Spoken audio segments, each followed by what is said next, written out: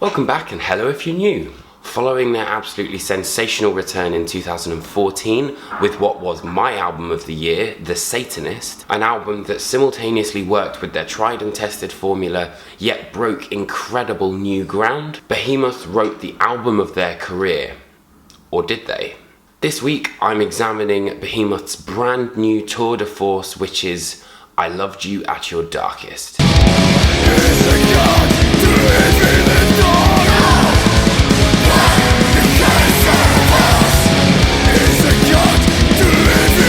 For those who may not be familiar with the band, Behemoth are one of the archetypal bands of the blackened death metal subgenre. Battling with cancer and winning, the band returned with what would not only be one of their highlights of their careers so far, but a highlight in modern metal. This is not The Satanist Part 2. I Loved You at Your Darkest, a verse taken from the Bible, stands proudly on its own 2 feet. Opening track Solve acts as a theatrical introduction which features a children's choir repeating the words of Jesus Christ, I forgive thee not, all the while adding pressure and tension with that signature Behemoth riff. Then moved into Wolves of Siberia, which sees the first of many Nurgle's absolute blackened howls just be vomited out.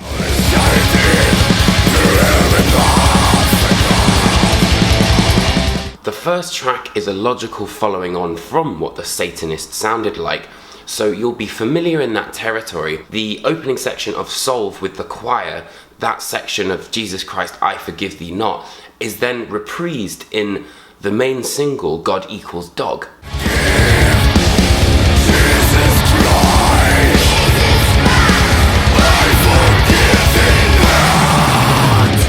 And this is one of the album's real kind of strokes of genius, is that although there may not be any kind of like white noise between the end of the track and the beginning of the next track, it's this understanding of where the last track finished and where the first track afterwards is going to follow that creates this melodic thread. The album also has a fantastic sense of pace, slowing down with the militant drum beat of Bart Zabel and reaching a logical climax near the end of the album with Havohej Pantocrator, which actually is Jehovah, spelled backwards, and the absolutely fantastic instrumental bookend that is Coagula. Another element in the genius that is I Loved You at Your Darkest is the idea of dynamics, and they can be from the biggest changes to the very smallest subtle inclusion. For example, the mandolin on Wolves of Siberia, as well as the trumpets, create this ostentatious style that the band are going for and really have a grandiose sound.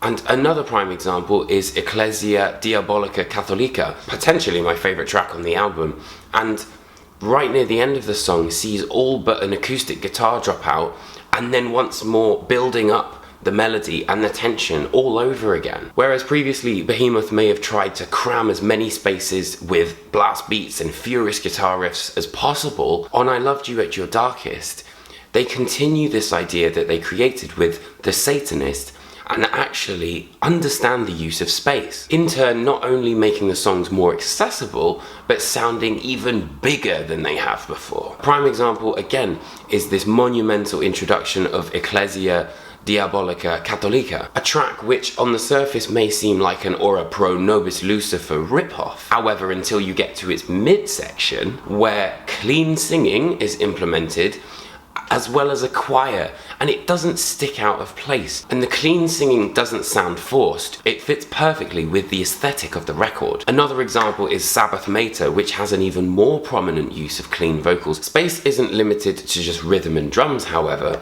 as the opening section of God Equals Dog features that very floating bass line, which again creates a sense of space before we're thrown into the lions with those blasts.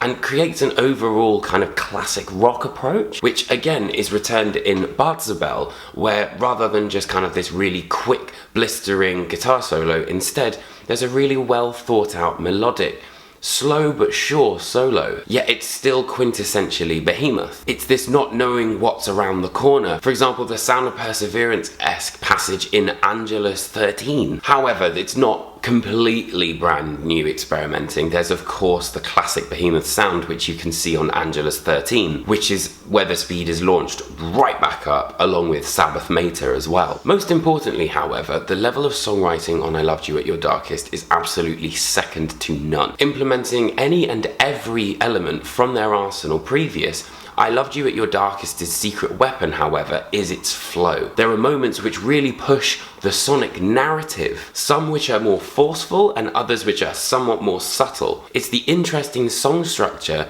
and the different take on the tracks that make it such a cohesive record, leading perfectly into ROM 5/8, arguably the album's kind of centerpiece before the denouement of We Are the Next 1,000 Years, and as I mentioned, Coagula. I Loved You at Your Darkest is different from The Satanist. It may begin with these kind of breadcrumbs to reassure you that you are in the same territory. However, it has its own voice in the Behemoth catalogue. Behemoth, once again, you've created a masterpiece. And for that reason, I'm giving the record a 5 out of 5. So I hope you guys enjoyed this video. If you did, hit that like and subscribe button. Also make sure to check out my Apocalyptic Anniversary series over on Metal Sucks. That goes up every week. Drop a comment. Thank you so much for watching, and I'll see you guys next week for another review. Alright, take care.